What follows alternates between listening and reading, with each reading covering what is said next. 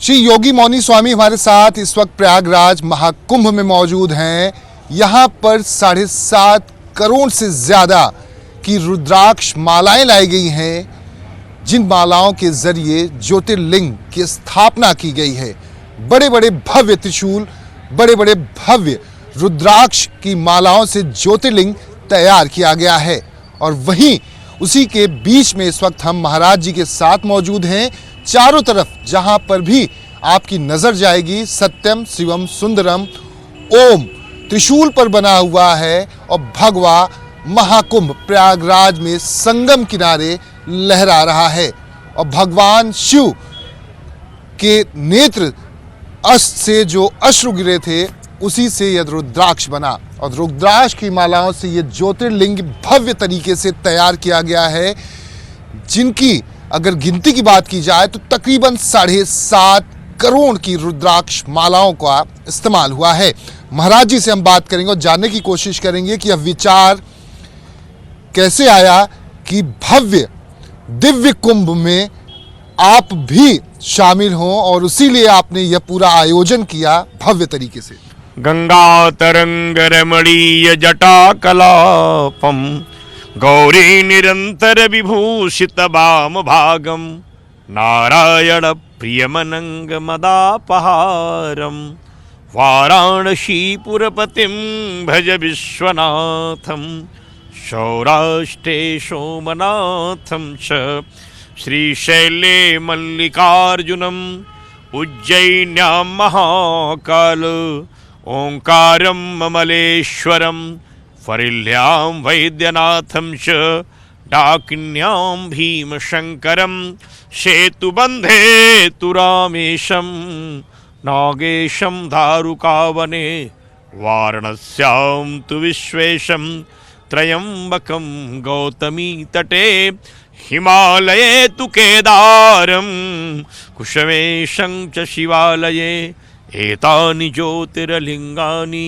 श्रायं प्रातः पठेन्नरः सप्तजन्म कृतं पापं अस्मरणेन विनश्यति।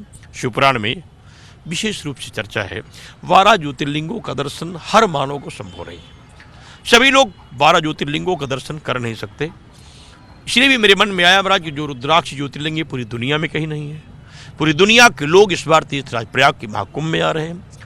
सतयुग त्रेता द्वापर के बाद पहली बार, कलयुग में पहली बार, स्वतंत्र भारत में पहली बार और महाकुंभ में पहली बार 7.5 करोड़ रुद्राक्षों से बनने वाली दिव्य भव्य ज्योतिर्लिंग का निर्माण भगवान भूतनाथ की कृपा और उनकी अनुग्रह से हुआ है। इस ज्योतिर्लिंग का ज्योतिषी अंक भी है। 11 फीट ऊंची ये शिवलिंग बनाई गई है, जो 11 रुद्रों के अंक में बनाई गई है। इसका जो विस्तार हुआ है, इसकी जो चौड़ाई है वो 9 है। 9 दुर्गा की शक्तियों के रूप में इनकी चौड़ाई है। और 7 पुरियों के लोग, भूलोक, भुवालोक, स्वालोक, महालोक, जनालोक, तपालोक, सत्यम लोक के अनुभूतियों में इसकी चौड़ाई की गई है। इस तरीके से शिवलिंग का निर्माण हुआ है। शिवलिंग जिस पर रुद्राक्ष लगे हैं वह तंत्र की विद्याओं के दृष्टि से लोहे की बनाए गए हैं, क्योंकि लोहे के शिवलिंगों का पूजन करने से शत्रुम विनश्यति का प्रयोग हमारे यहाँ आया है। क्योंकि हमारे देश में वर्तमान समय बड़ा संकट है, जिसको रोकने के लिए लौह शिवलिंगों का होना शास्त्रीय मत से बहुत आवश्यक था। लौह के शिवलिंगों में शिवलिंग स्थापित की गई है, जो विजयश्री के लिए कवच हो गई है। इन शिवलिंगों के मध्य में 12 गणेश स्तंभ बनाए गए हैं, जो देख सकते हैं, जिनमें रुद्राक्ष लगाए जा रहे हैं।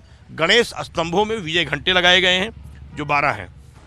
क्योंकि जो गणेश स्तंभ है, क्योंकि 12 गणेश हमारे यहाँ शास्त्रों में वर्णन है, और ये गणेश स्तंभ जो बन रहे हैं, इन्हीं गणेश स्तंभों में शिव के विजय घंटे लगाए जा रहे हैं। 12 गणेश के मध्य में स्तंभों के बीच में 12 शिवलिंग बनाई जाएगी, और इन्हीं शिवलिंगों के मध्य में भगवान शिव की कृपा से ये उपासना होगी। पीछे हमारी माँ भगवती स्थापित हैं, जिन्हें जो सिंह वाहिनी है, जो शत्रुनाशिनी है। सर्वा बाधा प्रशमनम त्रैलोक हस्वाखिलेश्वरी एवमेव त्वयाकारे मस्मद वैरी विनाशनम। सर्वा बाधा प्रशमनम का जो प्रयोग मेरे यहाँ शास्त्रों में है कि जब मधुकैटभ नाम के राक्षस का वध असंभव हो गया तो भगवती की स्थापना की गई, आह्वान किया गया और माँ प्रकट हो गई। तो यहाँ भगवती विराजमान है। इसके 2 खंड में शिवलिंग है। इधर दक्षिणमुखी शिवलिंग है और इधर उत्तरमुखी शिवलिंग है। जो दक्षिणमुखी शिवलिंग है वह आतंकवाद विनाश के लिए, भारत हिंदू राष्ट्र के लिए, भ्रूण हत्या बंद होने के लिए, बेटियों की सुरक्षा के लिए, गंगा विरल प्रवाह के लिए और देश की अर्थव्यवस्था को मजबूत करने के लिए। ये लाल केवल एक ही आप देख सकते हैं जो शिवलिंगें बनी हैं, सभी शिवलिंगों में अलग अलग रुद्राक्ष लगे हैं, लेकिन ये जो शिवलिंग भगवान महाकाल की है जो केवल लाल त्रिशूलों से बनी है, इसमें एक ही लगा है। इसमें सारे रुद्राक्ष इसके, क्योंकि भगवान महाकाल की ज्योतिर्लिंग है, इसमें सारे रुद्राक्ष लाल ही लगाए गए हैं और सब में श्वेत भी है, पीले भी हैं, लेकिन ये केवल एक ही रुद्राक्ष बनाया गया है क्योंकि भगवान कालों के काल महाकाल की शिवलिंग थी। इस तरीके से सभी ज्योतिर्लिंगों को बनाया गया है और इनके साथ 27 नक्षत्रों के दृष्टि से 27 चक्रकुंड बनाए गए हैं। चक्रकुंडों की मान्यता है कि एक कुंड में आहुति करने से 4 कुंडों का फल प्राप्त होता है। सामान्यतः घर गांव में आप आहुति करेंगे तो जैसे आप किसी गांव में कुंड में आहुति करें और चक्रकुंड में आहुति करें तो एक कुंड में आहुति करने से 4 कुंडों का फल प्राप्त होता है, मतलब 4 आहुति बराबर होता है। और यदि आप प्रयाग में करते हैं तो 100 कुंडों बराबर फल प्राप्त होता है। तो यहाँ 2700 कुंडों का लाभ हमें प्राप्त होगा क्योंकि 27 नक्षत्र हैं, नक्षत्रों की दृष्टि से सारे कुंड बनाए गए हैं। आप देखेंगे यहाँ पर एक बड़े विलक्षण त्रिशूल आपको दिखाई पड़ेंगे जिसमें यहाँ देखिए ओंकार के 9 अंक हैं। भगवती प्रथमम शैलपुत्रिश्य, द्वितीयम ब्रह्मचारिणीम, तृतीयम चंद्रघंटेति, कुष्मच तो पंचकम स्कंधमातेति, खष्टम कत्यायनीत्य, सप्तमं कालरात्रिति, महागौरी षष्टमम और 9मं सिद्धिदात्रिश्य, 9 दुर्गा प्रकृतिता। भगवती 9 दुर्गा का यह मधुकैटभ के वध के समय मां ने इस त्रिशूल को प्रकट किया था। तो शिव के साथ मां है, मध्य में आप देखें ये विशेष त्रिशूल स्थापित किया गया है। और इस तरीके से त्रिशूलों की जो रचनाएं हुई हैं उसमें शक्ति प्रदा है, भक्ति प्रदा है और सामने आप देख सकते हैं यहाँ पर कलश स्थापित किए गए हैं जो मेरे देश की सर्वोच्च सेनाओं के लिए है। रक्ष रक्ष महादेवो मृत्युंजय जगतपते भूतनाथ मया रक्ष रक्षमाम प्रलंकर का नाम से ये 1108 कलश स्थापित किए जा रहे हैं जो देश की सेना के लिए है। सेना स्वस्थ हो, आरोग्य हो, प्रसन्न हो तभी देश बच सकता है। क्योंकि इन सेनाओं को बचाने के लिए भगवान भूतनाथ के यहाँ दिव्य वाहन विराजमान है। आप देख सकते हैं यहाँ विजय नंदी है सामने, प्रायः नंदी बैठे रहते हैं, आपका कैमरा नहीं दिखाएगा, लेकिन यहाँ हमारा नंदी बिल्कुल खड़े हो गए हैं क्योंकि आतंकवाद की सूचना मिलते ही बाबा खड़े हो गए हैं कि जो भी इधर आएगा मैं उसका समूल नष्ट कर दूंगा। तो ये विजय नंदी है और धर्म नंदी, दोनों नंदी इसमें खड़े हो गए हैं और विजय नंदी के साथ शिव काली त्रिशूल की स्थापना की गया है। शिव काली जो त्रिशूल है ये बहुत ही विलक्षण त्रिशूल है, इसी के प्रहार से राक्षसों का वध हो जाता है। और जब शिव काली त्रिशूल से राक्षसों का वध करने की स्थिति आई तो भगवान जो धर्मनंदी थे उन्होंने रुद्रकाली के त्रिशूल का आवाहन कर लिया। इस तरफ शिव काली और उस तरफ रुद्रकाली त्रिशूल की स्थापना हो गई। इस तरीके से रुद्रकाली शिव काली त्रिशूलों की स्थापना करके सत्यम शिवम सुंदरम के मंत्रों का चिंतन किया गया क्योंकि जो सत्य है वही सुंदर है, जो सुंदर है वही शिव है, क्योंकि जो शिव है वही सत्य है और जो सत्य है कहा वही सुंदर है और कहा जो सुंदर है वही शिव है और वही सत्य है। इस तरीके से सत्यम शिवम सुंदरम की रचनाओं का प्रयोग किया गया है।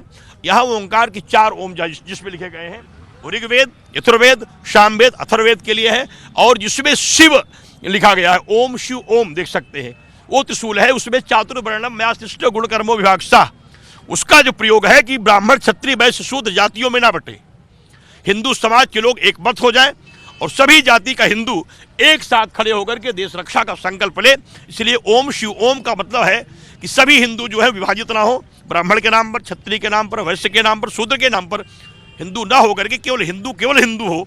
उस संकल्प को लेकर के भी यहाँ विशेष संकल्प किए जा रहे हैं। महाराज जी बता रहे थे कि किस तरह से यहाँ पर 11 ज्योतिर्लिंगों की स्थापना की गई है और जैसा कि महाराज जी ने कहा कि भारत पर जो आग दिखाएगा उसका समूल नाश हो जाएगा क्योंकि यहाँ पर 11 ज्योतिर्लिंगों की स्थापना भव्य तरीके से की गई है जिसकी ऊंचाई तकरीबन 11 फीट है और अलग अलग रंगों की रुद्राक्ष की मालाओं का यहाँ पर इस्तेमाल किया गया है जो काफ़ी भव्य है। और यही वजह है कि लोग दूर दूर से यहाँ पर पहुँच रहे हैं कि भगवान भोले का उन्हें आशीर्वाद मिल सके, क्योंकि यह मान्यता है और कहा जाता है कि महाकुंभ के दौरान 133 करोड़ देवी देवताओं का इसी संगम घाट पर, संगम किनारे साधु संतों के बीच ईश्वर का वास होता है। कैमरामैन दीपक के साथ दीपक दुबे, न्यूज़ 24 प्रयागराज।